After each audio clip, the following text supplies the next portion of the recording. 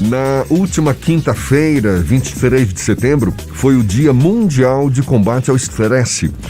E, de acordo com a Organização Mundial da Saúde, o estresse atinge 90% da população mundial e tem forte relação com a ansiedade. Com a atual pandemia, então, a rotina pessoal e profissional de milhões de pessoas, a gente sabe, foi afetada, foi mudada e com aumento na quantidade de pessoas com estresse e ansiedade.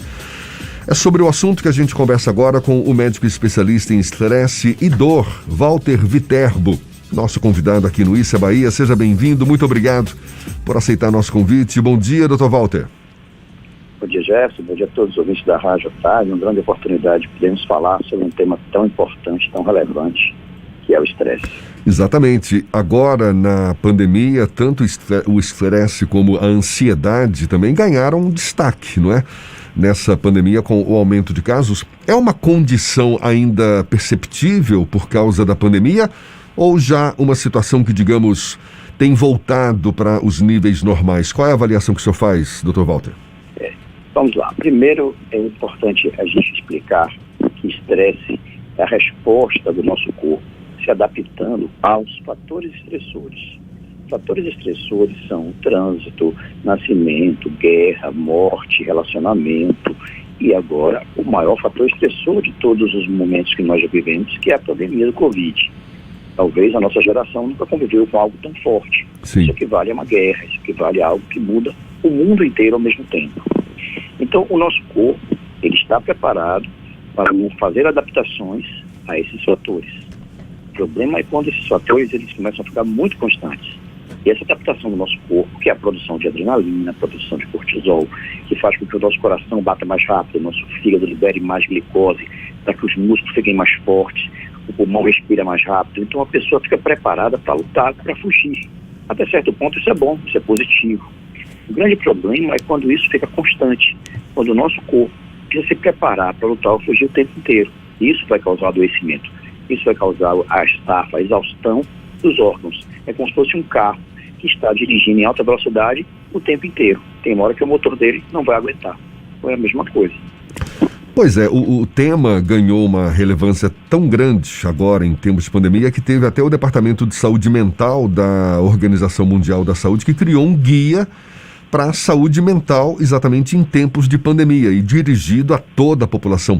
Qual é a importância de a gente preservar ou procurar preservar esse equilíbrio e quais os caminhos que a gente tem para isso, Dr. Walter? Pois é, a saúde mental é a saúde principal, né? Porque se a gente não tem uma saúde mental, a gente já começa adoecido na hora que acorda. Então a gente chama atenção para alguns fatores importantes, como por exemplo, cuidar do sono, fazer exercícios, ter metas, não traçar metas inatingíveis, muito importante a alimentação, os relacionamentos, lembrar que a gente precisa fazer exames também preventivos, fazer escolhas, cuidar da parte de espiritualidade, cuidar da sexualidade, se necessário usar medicações e procurar as práticas alternativas complementares como a yoga, o reiki, a acupuntura. Todas essas atitudes, todos esses cuidados são importantes. Mas o mais importante de tudo é prevenir, evitar que o corpo responda a esses fatores estressores e, principalmente, observar as mudanças que o seu corpo está falando com você. Se você começa a roer caneta, a roer unha, a ter problemas de pele, alteração intestinal, alteração no seu sono, alteração no seu relacionamento, na sua paciência, na sua tolerância, o seu corpo está te informando que você está aumentando o seu grau de estresse. E é hora de procurar um especialista, procurar alguém para começar a prevenir e tratar para que não piore. Quais são os principais passos, os primeiros passos, na verdade, ao identificar esse sinal? Você deve procurar que tipo de especialista ou você já deve buscar algum tipo de técnica que possa reduzir esse processo antes que haja uma complicação? Veja bem, existem as duas situações. O corpo, ele vai falar para você, ele vai te dizer que alguma coisa está de errado. Então, inicialmente, o médico pode ser procurado um especialista daquela área. De repente, a pessoa começa a ter herpes e vai procurar um especialista. O paciente começa a ter uma dor no coração, dor no peito, e vai procurar um cardiologista. Ele começa a ter alterações gastrointestinais, ele vai procurar um gastro. Então, assim, qualquer médico já vai orientar para ele que alguma coisa está de errado. né? Nós temos um trabalho voltado para a prevenção e para a conscientização. Existe uma cartilha que nós lançamos, um protocolo chamado Semear Sempre, onde cada uma dessas letras vai dar algum tipo de orientação para que ele previna ou trate o estresse. Mas, inicialmente, qualquer alteração no corpo que o paciente sinta, que a pessoa sinta, ela deve procurar o médico da sua confiança para já iniciar aquele tratamento. Mas ficar atento que o estresse hoje atinge todos os órgãos. E o estresse prolongado vai levar a um quadro que hoje é conhecido como síndrome de Burnout, onde o paciente, onde a pessoa, literalmente, ela vai se queimar, se torrar, e ela não vai conseguir trabalhar, não vai conseguir produzir e corre risco até de vida. Então, é muito importante tratar o estresse.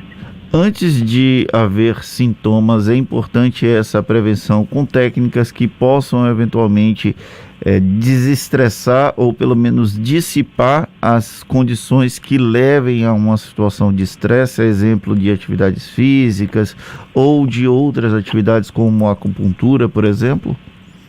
Perfeito, exatamente aquilo que você falou. No começo da nossa entrevista, eu disse que o estresse é uma resposta do nosso corpo a fatores estressores. Então, quais são os fatores estressores? Alguns que nós não podemos mudar. O trânsito, mas eu posso, por exemplo, morar mais perto do meu trabalho e sair mais cedo. Eu não posso mudar a violência, mas eu posso evitar alguns lugares que têm um índice de violência maior. Eu não posso evitar a crise econômica, então eu vou gastar menos e trabalhar um pouco mais para fazer minha reserva. Então, se existem os fatores estressores, cabe a nós evitá-los ou administrá-los, porque o nosso corpo é um grande sensor e o tempo inteiro vai estar respondendo a esses fatores.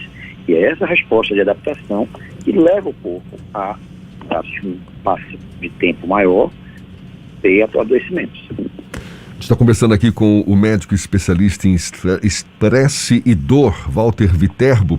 A gente já está há mais de 1 ano e meio convivendo com essa pandemia, Dr. Walter. O senhor arriscaria definir como é que ficou a saúde mental dos brasileiros ou ainda está cedo para arriscar um palpite nesse sentido? Eu diria que o mundo inteiro já vem adoecido há muito tempo, antes de pandemia. E a pandemia, infelizmente, ela foi um fato muito relevante. Eu vou dar o exemplo dos meus pacientes, especialmente aqueles que a gente trabalha com tratamento de dor. Paciente que tem câncer, paciente que tem dor crônica, dor de joelho, dor de coluna. E, de repente, nós precisamos interromper o tratamento. As pessoas ficaram trancadas dentro de casa, não puderam mais ir para fazer sua sessão de fisioterapia, de acupuntura, ter um acompanhamento com o médico.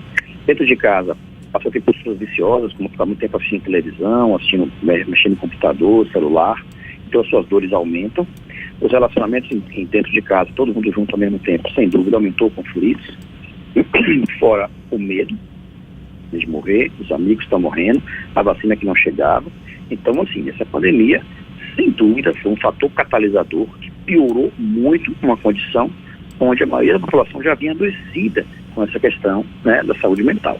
Infelizmente, agora precisamos conscientizar e trabalhar bastante para trazer de volta todos os recursos para tratar a população. O Fernando estava perguntando quais seriam os primeiros passos, na medida em que a gente identifica sinais desse estresse, dessa ansiedade mais exacerbada. E quais seriam esses primeiros sinais de que, olha, tem alguma coisa desequilibrada aqui dentro, eu preciso tomar uma atitude? Que sinais seriam esses, Dr. Walter, em geral? Como eu já falei inicialmente, o seu corpo vai falar com você. Então, preste atenção no sono, na sua alimentação. Às vezes a pessoa fica com muita ou pouca fome. No seu intestino, às vezes alterna a obstipação com diarreia. Na sua pele, começa a ter problema de acne, psoríase, herpes. Fique atento ao seu relacionamento. Você começa a ficar mais impaciente, intolerante. Fique atento à sua cognição. Começa a não conseguir gravar ou desempenhar aquelas atividades que você está habituado a desempenhar. Observe pressão arterial, frequência cardíaca. Meça sua pressão, eventualmente até numa farmácia consegue fazer isso. Então o seu corpo vai te mostrar isso. As pessoas ao seu redor vão te dizer se você está mais estressado, se está mais irritado. E todos esses fatores, como eu citei, é o corpo dizendo, alguma coisa está de errado aqui, é preciso um freio, repensar. Procure um médico, faça um check-up e veja o que você pode fazer. E de imediato repense o seu sono, se está bem feito, repense a sua atividade física, escolhas na sua alimentação, escolhas no seu relacionamento, escolhas nas suas metas, escolhas relacionadas também ao que você pretende na sua vida e se você consegue cumprir. Muitas vezes a pessoa traça metas que são inatingíveis, são estressantes. Então eu quero até daqui a 3 meses trocar o carro, trocar a casa, fazer isso, aquilo, outro, e não vale a pena. O senhor como... Essas metas que são fatores estressores. O senhor como médico especialista em estresse e em dor, qual é a relação que existe entre um e outro? Pois é, eu deixei para o final, mas já que você está dando spoiler, é muito importante a gente falar sobre isso. Quem tem dor vai ter estresse, porque a dor é um fator estressante. Você não consegue dormir direito, você não consegue se relacionar com as pessoas, você não consegue produzir. Então, a dor é um grande fator estressante. Infelizmente, existe um ciclo que quem está com dor vai se estressar. E existe o inverso. Às vezes a pessoa não tinha dor, mas ela está tão estressada que o seu corpo começa a ficar mais tenso, os seus nervos começam a travar os seus músculos, e você percebe principalmente naquela região atrás do pescoço, ali próximo do ombro, do músculo trapézio, a gente percebe que tem formação de músculos mais tensos, que a gente chama de nódulos, pontos de gatilho. Isso é um exemplo de uma pessoa que não tinha dor e passa a ter dor exclusivamente por causa do tempo que ela fica estressada. E aí fica muito tenso e volta a ter dor. Então esse é um ciclo importante que precisa ser quebrado. Quem tem dor vai ter estresse, e quem tem estresse vai acabar tendo dor. E é importante a gente estar sempre tocando nesse assunto, porque afinal de contas, tudo que a gente quer é um equilíbrio mental, emocional, não é? Em todos os níveis, principalmente no momento como esse de estresse, não é? Momento de estresse provocado por essa pandemia. A gente agradece muito ao Dr. Walter Viterbo, que é médico especialista em estresse e também em dor, conversando conosco. Muito obrigado, viu, Dr. Walter? Um bom dia e até uma próxima. Obrigado a todos pela oportunidade, estou à disposição. Agora são 7h40 na Tarde FM.